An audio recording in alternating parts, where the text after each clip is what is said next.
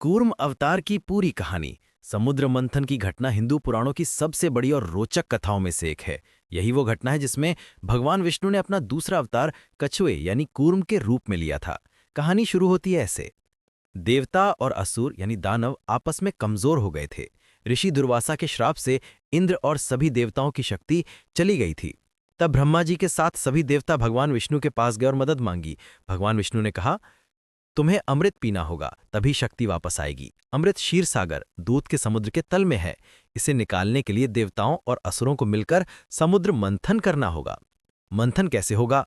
मंथन के लिए रस्सी, वासुकी नाग को रस्सी बनाया गया। मंथन दंड यानी लकड़ी मंदार पर्वत को लिया गया। लेकिन समस्या ये थी कि मंदार पर्वत बहुत भारी था, वो समुद्र में डूब जाता था, कोई आधार नहीं मिल रहा था। तब भगवान विष्णु ने कछुए का अवतार लिया। भगवान विष्णु ने विशाल कछुए कूर्म का रूप धारण किया और समुद्र के बीच में जाकर अपनी पीठ पर मंदार पर्वत को स्थिर कर दिया। कछुए की पीठ बहुत मजबूत और स्थिर होती है, इसलिए पर्वत हिला नहीं। अब मंथन शुरू हुआ।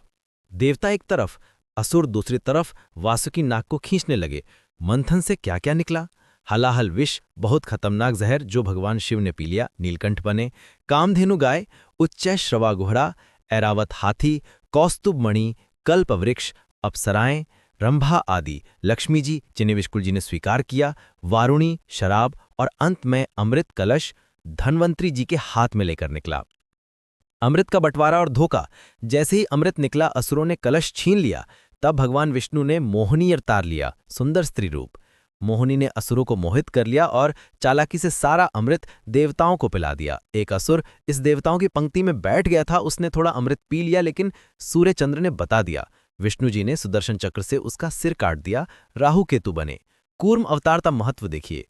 कछुए ने अपनी पीठ पर पूरा पर्वत थमा, ये धैर्य, स्थिरता और सहनशीलता का सबसे बड़ा प्रतीक है। बिना कूर्म अवतार के समुद्र मंथन संभव नहीं था। इसलिए कछुए को लंबी आयु, सुख, शांति, स्थिरता और वास्तु में बहुत शुभ माना जाता है।